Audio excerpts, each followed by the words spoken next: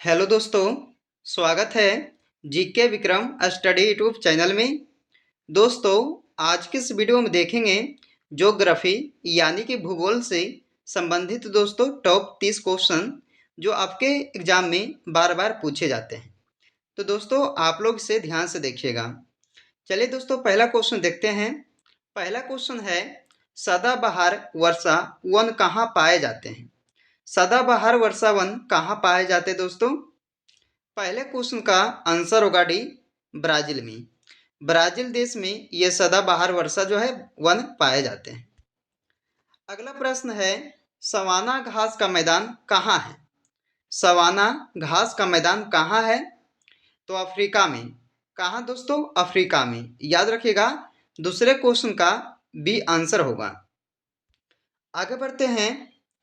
अगले प्रश्न में पूछा है दोस्तों आपसे कि सामान्यतः डेल्टा की आकृति किस प्रकार का होता है? दोस्तों ये सारे क्वेश्चन को एग्जाम में पूछे जाते हैं, तो आप लोग इसे ध्यान से देखिएगा इस वीडियो को। और दोस्तों वीडियो पसंद आए तो लाइक कीजिएगा। सामान्यतः डेल्टा की आकृति जो है वो किस प्रकार का होता है? त्रिभुजाकार। यानी कि तीसरे क्वेश्चन का आंसर बी इसका होगा। आगे बढ़ते हैं दोस्तों। अगला प्रश्न है कि निम्न में से किस नदी का डेल्टा चिड़िया के पैर जैसा है? तो कौन से नदी का डेल्टा जो है चिड़िया के पैर जैसा है दोस्तों? मोस्ट इंपोर्टेंट क्वेश्चन है, याद रखिएगा आप सब। तो इस क्वेश्चन का आंसर होगा सी, मिसिसिपी नदी का। आगे बढ़ते हैं। गंगा नदी का डेल्टा किस प्रकार का है? गंगा नदी का डेल्टा जो है वो किस प्रकार का है? चापाकार प्रकार का। दोस्तों इस क्वेश्चन का सी आंसर होगा, याद रखना है। छठा नंबर क्वेश्चन है कि निम्नलिखित में कौन एक स्थल युद्ध देश है? तो इनमें से दोस्तों कौन से जो है एक स्थल युद्ध कहलाता है? कौन सा होगा? तो ताजिकिस्तान देश। यानी कि इसका आंसर बी होगा छठे नंबर क्वेश्चन का। चलिए अगला क्वेश्चन है, दक्षिण पूर्व एशिया का स्थल युद्ध अवरुद्ध देश है। तो दक्षिण पूर्व एशिया का स्थल अवरुद्ध देश कौन सा है? दोस्तों ये 7 नंबर क्वेश्चन का आंसर होगा ए, थाईलैंड देश। चलिए आगे बढ़ते हैं। निम्नलिखित देशों में कौन सा एक स्थल युद्ध देश है? तो कौन सा देश दोस्तों इनमें से एक स्थल युद्ध देश कहलाता है? तो इसका आंसर होगा ए, गैबोन देश। आगे बढ़ते हैं। निम्नलिखित देशों में कौन सा एक स्थल युद्ध देश नहीं है? 4 ऑप्शन दिया है दोस्तों आपसे आपको ये, यानी कि पहला ऑप्शन है नेपाल, म्यांमार, अफगानिस्तान या स्विट्जरलैंड। तो बताइएगा इनमें से कौन सा जो है एक स्थल युद्ध नहीं है देश है? तो ये म्यांमार देश जो है दोस्तों एक स्थल युद्ध देश नहीं है। याद रखना बी इसका आंसर होगा। अगला क्वेश्चन है, मस्साबा बंदरगाह किस देश में अवस्थित है? मस्साबा बंदरगाह कौन से देश में है? तो इरिट्रिया देश में। याद रखना है 10 नंबर क्वेश्चन का बी इसका आंसर होगा इरिट्रिया देश में। चलिए आगे बढ़ते हैं। अफ्रीका के रोम सागरीय तट पर कौन सा बंदरगाह है? तो अफ्रीका के रोम सागरीय तट पर कौन सा बंदरगाह है? तो दोस्तों सिकंदरिया बंदरगाह है। याद रखना 11 नंबर क्वेश्चन का डी आंसर होगा। अगला क्वेश्चन है, कौन सा बंदरगाह यूरोपोर्ट के नाम से जाना जाता है? दोस्तों कौन से बंदरगाह को यूरोपोर्ट के नाम से जानते हैं? तो रॉटरडैम को। यानी दोस्तों इसका आंसर क्या होगा? सी होगा 12 नंबर क्वेश्चन का। आगे बढ़ते हैं। 13 नंबर क्वेश्चन में पूछा जाता दोस्तों आपसे कि निम्नलिखित में से किसे 5 सागरों का पतन कहा जाता है? तो दोस्तों इनमें से किसे जो है 5 सागरों का पतन कहा जाता है? तो इसका आंसर क्या होगा? ए होगा मास्को को। आगे बढ़ते हैं। दोस्तों इसमें पूछा जाता आपसे कि निम्नलिखित में कौन टोक्यो का बंदरगाह है? तो इनमें से कौन सा जो है टोक्यो का बंदरगाह कहलाता है? तो चलिए याकोहामा। इसका आंसर दोस्तों डी होगा, याद रखना आप सब। आगे बढ़ते हैं। शंकुधारी वन कहाँ पाए जाते हैं? शंकुधारी वन कहाँ पर पाए जाते हैं? दोस्तों शीतोष्ण क्षेत्र में पाए जाते हैं शंकुधारी वन, याद रखना है। आगे बढ़ते हैं। भूमध्य रेखा के निकट किस तरह के वन पाए जाते हैं? दोस्तों भूमध्य रेखा के निकट किस तरह के वन पाए जाते हैं? तो याद रखिएगा इस क्वेश्चन का बी आंसर होगा, उष्ण कटिबंधीय वन पाए जाते हैं भूमध्य रेखा के निकट। आगे बढ़ते दोस्तों, 17 नंबर क्वेश्चन आता है आपका कि किस क्षेत्र को चारागाह का बेल्ट कहा जाता है? तो बताना है दोस्तों कि किस क्षेत्र को चारागाह का बेल्ट कहा जाता है। तो ये होगा दक्षिण अफ्रीका को, यानी कि दोस्तों इसका आंसर क्या होगा? डी हो जाएगा। अगला क्वेश्चन है, निम्नलिखित में से कौन उष्ण कटिबंधीय घास भूमि है? तो दोस्तों कौन सा जो है उष्ण कटिबंधीय घास भूमि है? तो वो होगा दोस्तों लानोज, यानी कि 18 नंबर क्वेश्चन का आंसर डी होगा लानोज।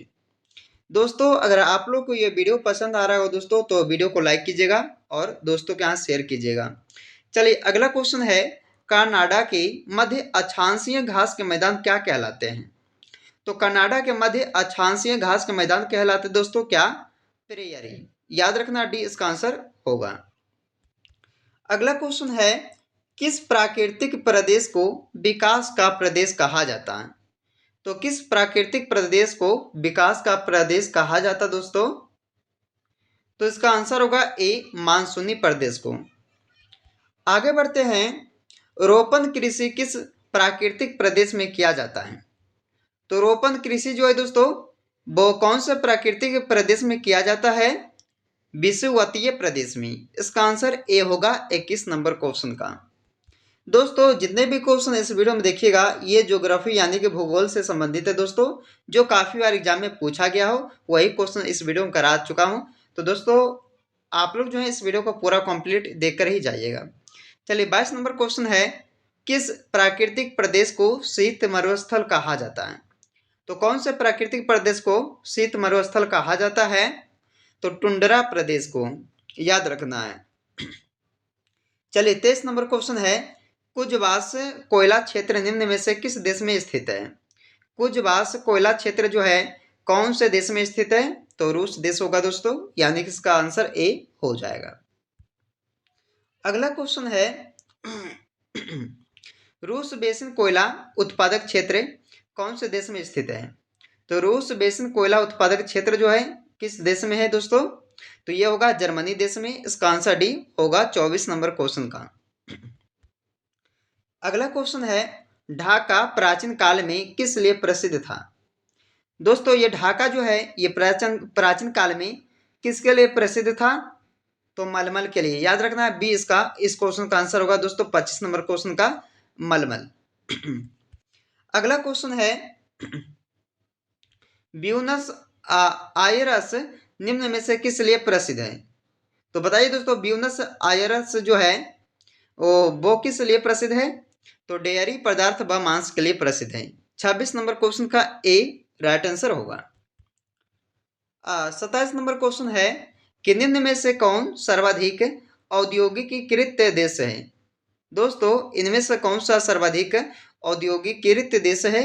तो चार ऑप्शन दिया है आपको, मलेशिया, बांग्लादेश, नेपाल या सिंगापुर। तो दोस्तों इस क्वेश्चन का डी आंसर होगा सिंगापुर।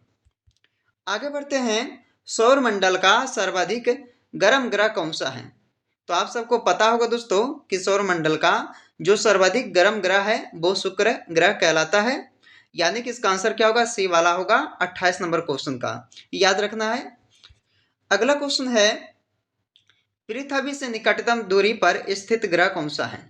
तो पृथ्वी से निकटतम दूरी पर स्थित ग्रह कौन सा है दोस्तों?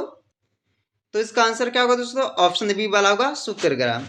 अगर दोस्तों आपसे पूछा जाए पृथ्वी की जगह जो हो जाएगा सूर्य, सूर्य से निकटतम दूरी पर स्थित ग्रह कौन सा होगा? तो किससे बताइएगा दोस्तों आप सब? तो बुध ग्रह को बताइएगा। ओके चलिए अगला क्वेश्चन है दोस्तों 30 नंबर क्वेश्चन में पूछा जाता है आपसे कि निम्नलिखित में से किस ग्रह को सुबह का तारा कहा जाता है? बताना सुबह का तारा किसे कहा जाता है दोस्तों, कौन से ग्रह को? मोस्ट इंपोर्टेंट क्वेश्चन है, बताइएगा। तो इसका आंसर क्या होगा दोस्तों? ऑप्शन बी होगा शुक्र ग्रह को। शुक्र ग्रह को सुबह का तारा कहा जाता है। तो दोस्तों 30 नंबर क्वेश्चन का बी आंसर हो जाएगा। तो दोस्तों आज के इस वीडियो में हमने आपके लिए ज्योग्राफी से संबंधित टॉप 30 क्वेश्चन को कवर किए हैं जो आपके सभी एग्जाम में पूछे जाएंगे। तो दोस्तों आप लोग इस वीडियो को पूरा कंप्लीट देखिएगा और वीडियो पसंद आए तो दोस्तों के यहाँ जरूर इस वीडियो को शेयर कीजिएगा। तो चलिए दोस्तों, आपसे मिलते हैं अगले वीडियो में। जब तक आप लोग जो है इस वीडियो में बने रहें।